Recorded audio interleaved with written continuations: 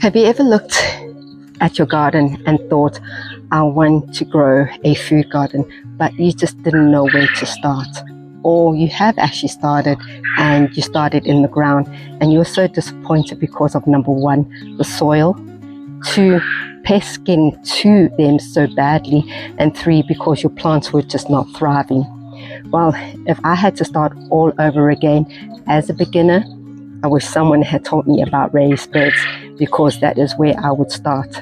Today, I'm going to share with you 5 tips why, as a beginner, you should start with raised beds.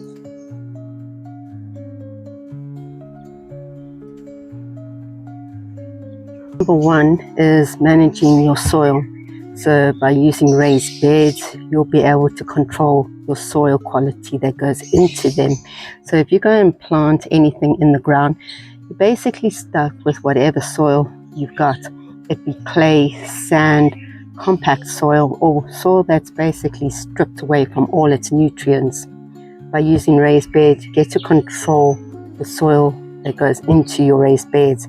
So you can go and fill these raised beds up with compost, topsoil, or anything that has organic matter in it. So beginners will be able to see that plants will start thriving better, they'll be healthier and stronger, and you'll get to learn about your soil.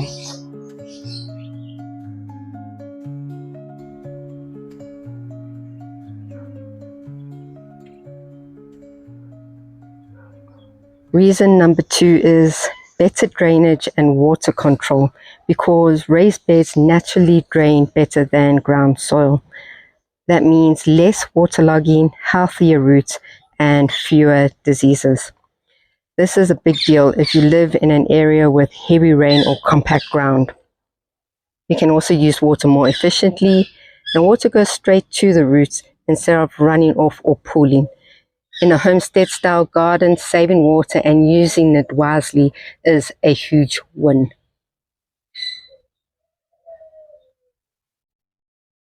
Reason number 3 is managing and maintaining your raised beds, because in the ground you don't have to dig that hard soil. With raised beds, you control the soil, so there's less weeding, bending over is not an issue, and you get to control the soil that goes in here. So as a beginner, this is a perfect reason why raised beds is definitely the number 1 choice. Reason number 4 is that this is perfect for small or growing spaces. You don't need a massive property to start growing food. 1 raised bed can feed you fresh herbs, greens, and vegetables. And once you gain confidence, you can add another bed and then another. Raised beds work beautifully in small gardens, backyards, courtyards, and even urban spaces. And this makes them ideal for anyone starting a food garden homestead step by step. So reason number 5 is that raised beds allow you to have higher yields in a smaller space. And because raised beds are filled with nutrient-rich soil and planted intentionally, they often produce more food in less space. Plants grow closer to each other without competing as much, and because they're healthier, they produce much better. For a homestead, that means more food, less waste space, and more confidence in your ability to grow your own products. Not everything belongs in raised beds, so you would want to try to avoid planting things like shrubs, large trees, anything with aggressive root systems, and anything that's invasive. We have a tamarella tree growing in one of our very small raised beds, and that is fine because the root system is not so invasive or deep. So we leave that in that dedicated raised bed just for that tree. Also because in previous videos I talk about our problem with the water that really gathers in this area. We've already lost a tree in this area, so by raising it up and putting it in that raised bed and raising it up and putting it in that raised bed actually saved that new tamarilla tree that we're growing, and it's doing absolutely amazing. When you fill your raised beds, you also want to try to avoid certain things, to not put them in your raised beds when filling them up. So that would be things like wood pieces that have been treated, and that would be painted wood pieces, anything like metal and plastic, and basically anything that's not organic matter. Clay soil, sand, compact soil that has no nutrients in, and that is the things that you shouldn't actually put in your raised beds when filling them up.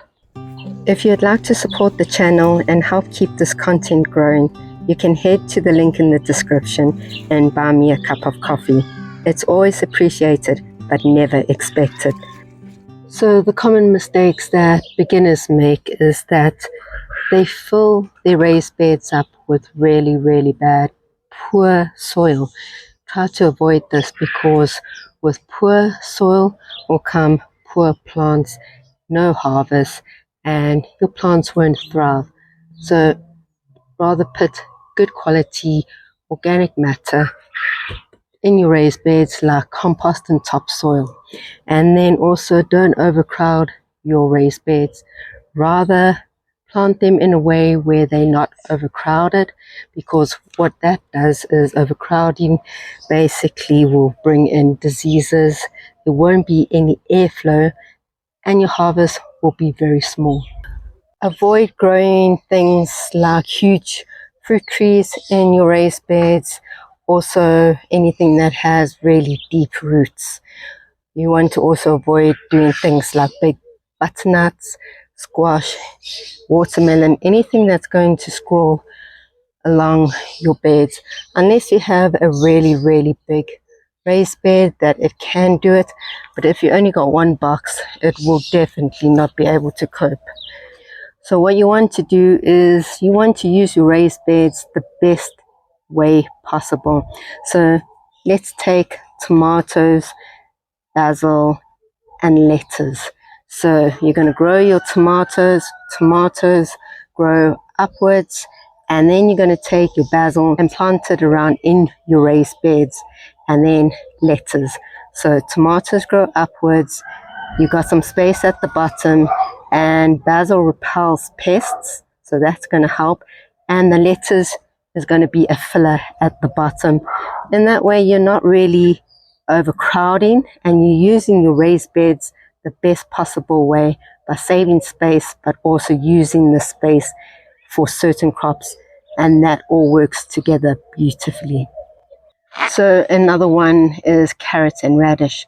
Radish is something that grows really, really fast and can be harvested early, where carrots take a little bit longer, so they'll be in the ground, and that you can harvest a little bit later. But there will be two crops in the ground, one that you harvest early and one that you harvest a little bit later. So think about roots below, leaves soil level, and fruit trees and climbers above. This is intentional growing. This is not random growing. And then when filling up your raised beds, depending how deep your raised beds are, you want to use 50 to 40% of compost, 40 to 30% of topsoil, and then 20 to 10% of your drainage material, so they'll be like perlite. You also want to make sure that if you have a deep raised bed, you can see my raised beds are double raised beds. It's not the single one. If you use a single one, that is perfect to fill up your raised beds, but a double raised bed is going to cost a lot, especially when you have between 17 raised beds like I do here. So what I do is that you can use different methods. There's methods like the lasagna method. So what you want to do is that you want to just fill up the bottoms with cardboard, toilet roll, egg boxes, egg shells, your greens, your grass clippings, your leaves, some logs, any broken branches, any food materials that you've got that's organic, and that is how you're going to fill up your raised beds.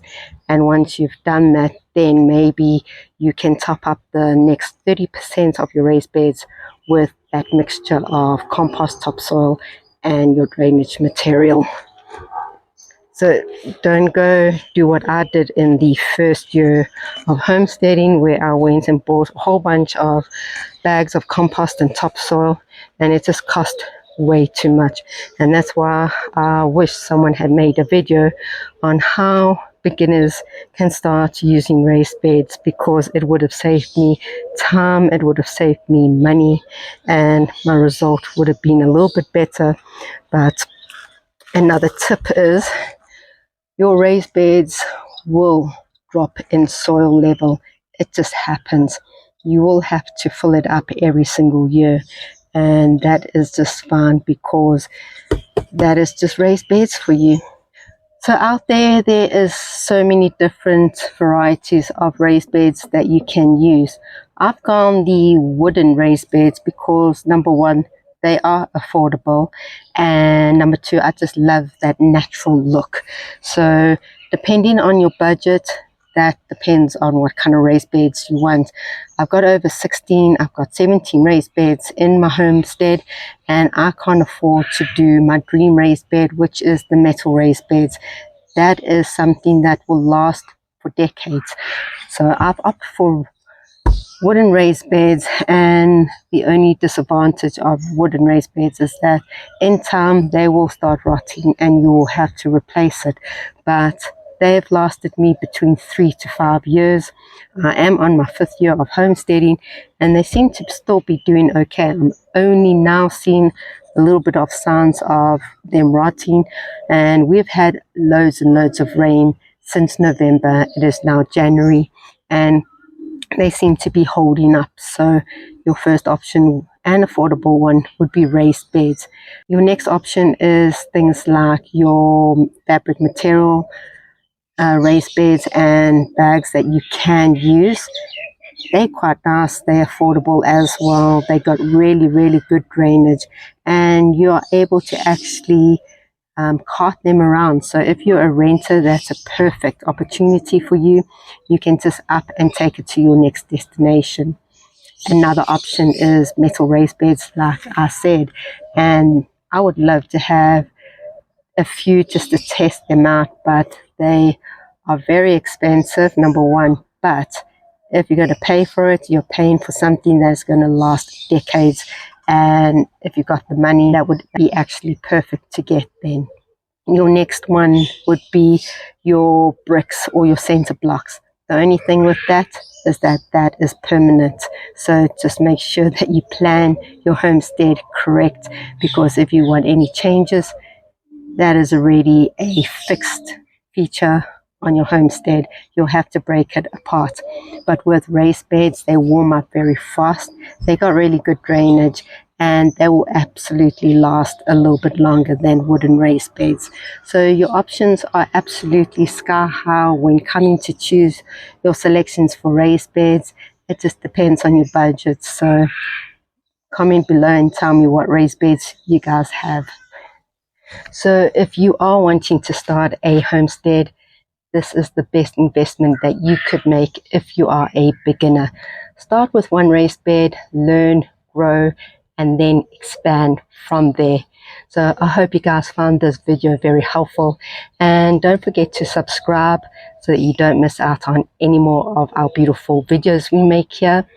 Like and drop us a comment, show us some love. Look at this next video. I'm sure you will enjoy it. We'll see you there.